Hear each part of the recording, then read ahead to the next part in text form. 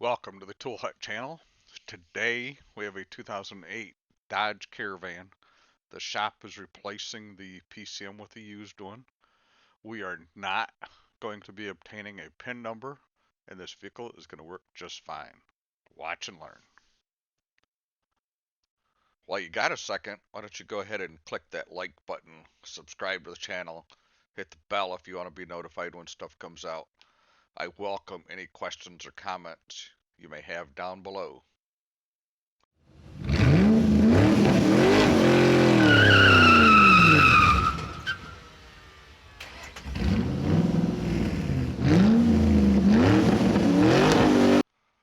Okay, first things first.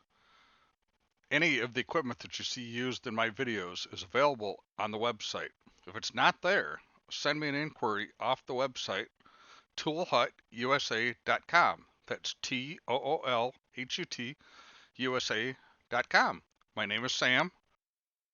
Okay, so like I said, we have a 2008 Dodge Caravan. The shop is replacing the PCM with a used one. These PCMs are in the left front fender, so I'm not going to do this the way I typically do them, which is verify both part numbers and see if it just needs an update, or see if it needs an update at all, or uh, if they're completely different calibration numbers. So this is the procedure that you would use if it was a different calibration, or if you just don't care if it's different calibration, which is my case because I'm not going to switch these computers back and forth because they're in the left front fender. So we are using the Witech 2 with the Micropod 2 for this operation. We do have a battery maintainer hooked up to it, and we are starting with the original PCM, and I will let you know when we make the switcheroo. Watch and learn. Okay, first thing first, we gotta get logged into our Micropod, or into Witech with our Micropod. So this is an aftermarket application. This is not the same as the dealer.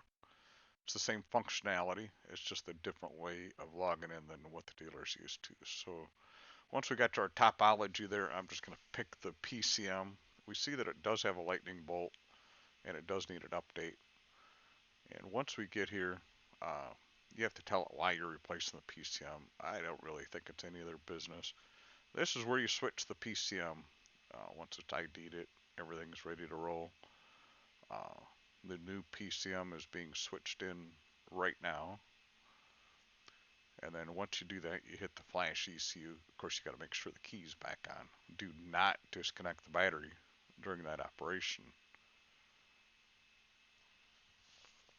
Otherwise, it starts over. We don't want to start over. Lots of shops that want to disconnect the battery during that operation. So it's going to download the flash file. It's going to load it into the tool, and then it's going to program.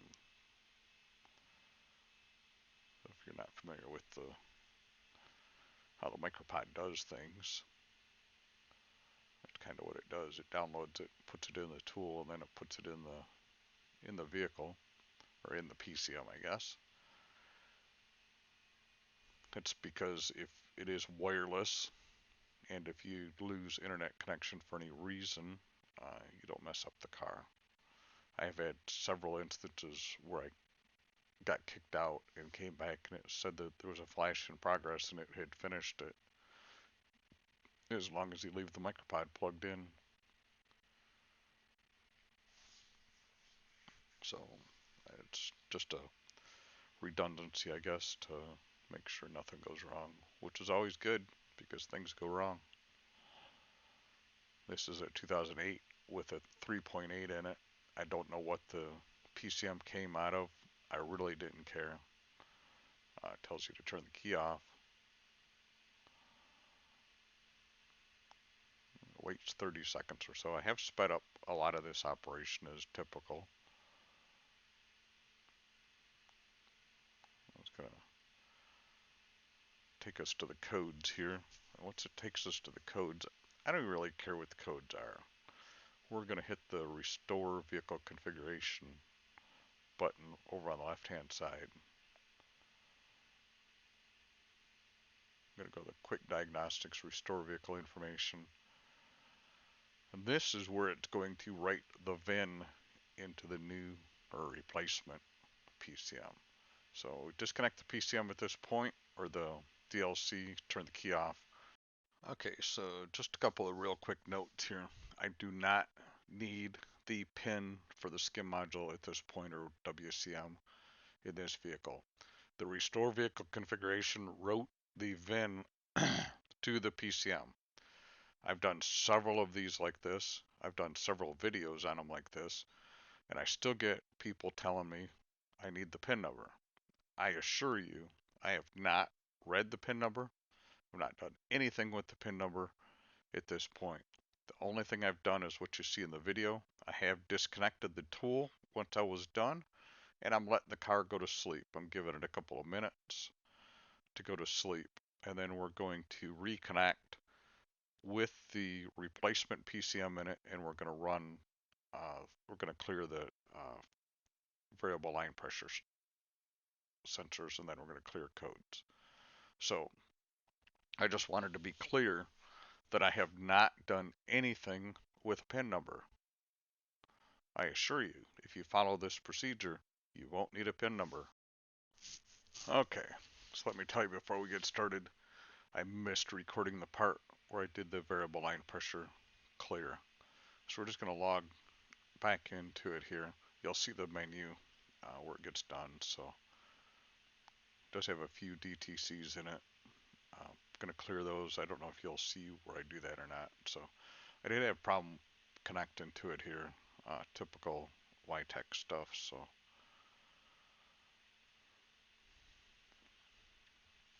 we're going to go back to the PCM under miscellaneous functions.